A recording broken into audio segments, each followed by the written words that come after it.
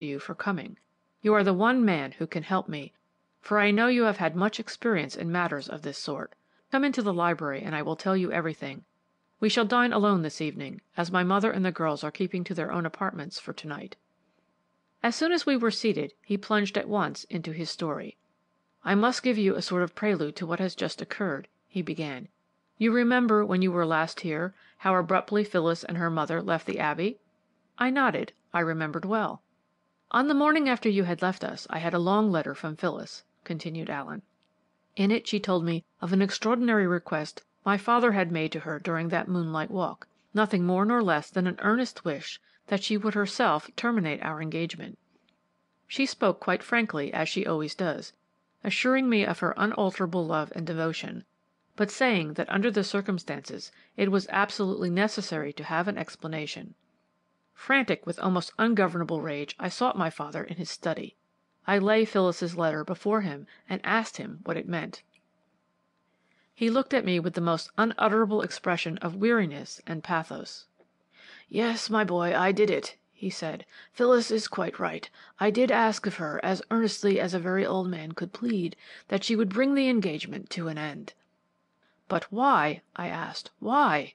"That I am unable to tell you," he replied. I lost my temper and said some words to him which I now regret. He made no sort of reply. When I had done speaking, he said slowly, "I make all allowance for your emotion, Allen. Your feelings are no more than natural."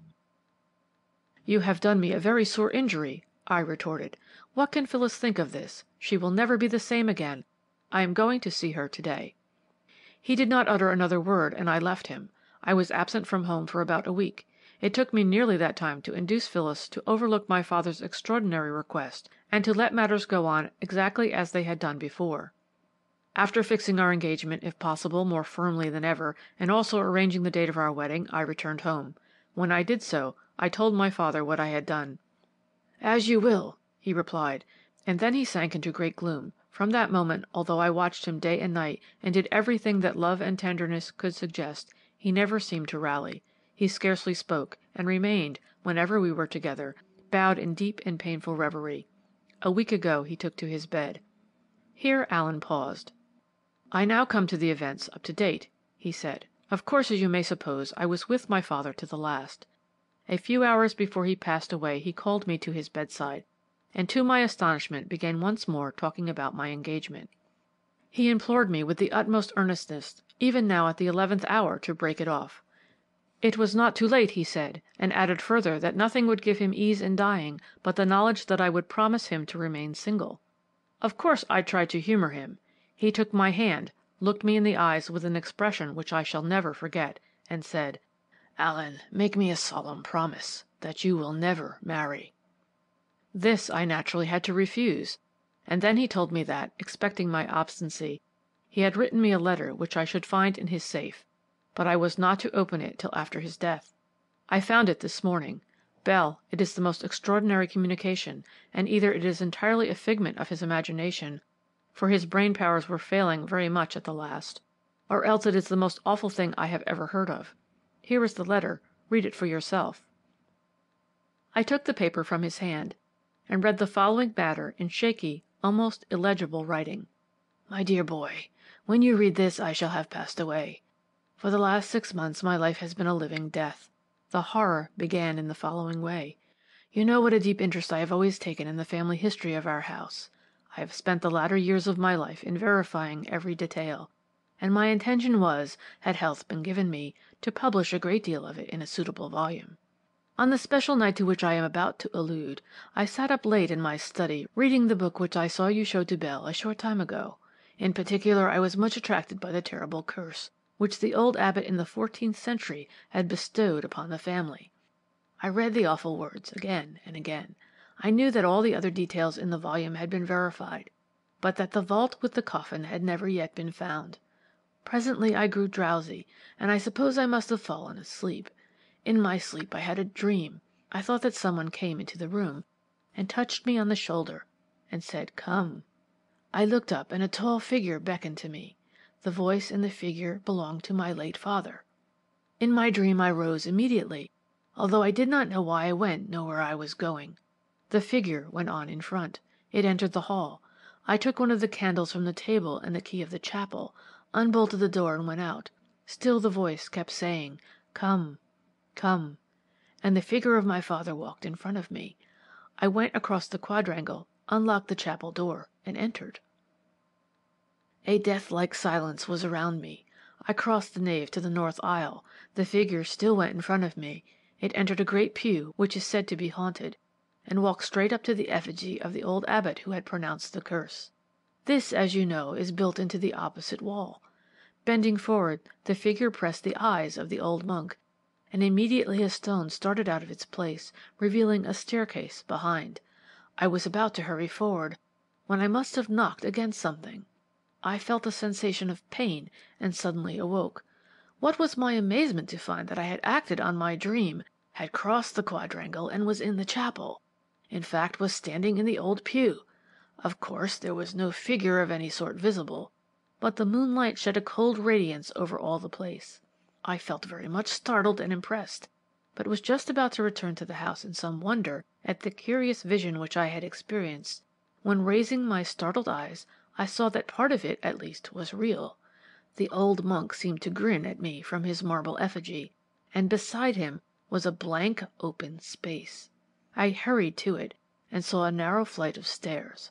I cannot explain what my emotions were, but my keenest feeling at that moment was a strong and horrible curiosity.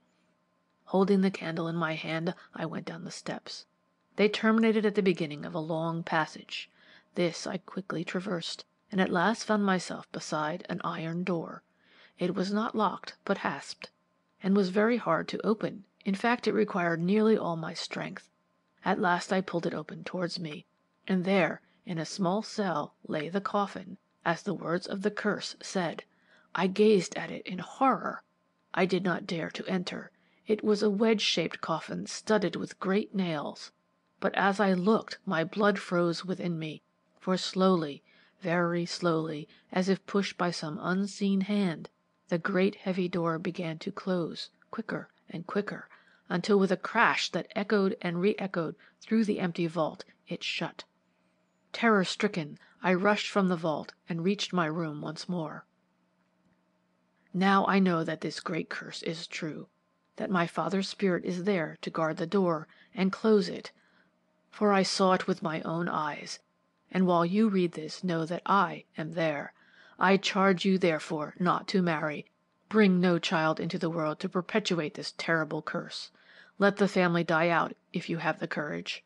It is much, I know, to ask. But whether you do or not, come to me there, and if by sign or word I can communicate with you, I will do so, but hold the secret safe. Meet me there before my body is laid to rest, when body and soul are still not far from each other. Farewell. Your loving father, Henry Clinton. I read this strange letter over carefully, twice, and laid it down. For a moment I hardly knew what to say. It was certainly the most uncanny thing I had ever come across.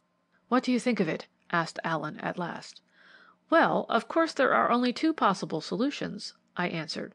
"One is that your father not only dreamt the beginning of this story, which remember he allows himself, but the whole of it." "And the other?" asked Allen, seeing that I paused. "The other," I continued, "I hardly know what to say yet. Of course we will investigate the whole thing.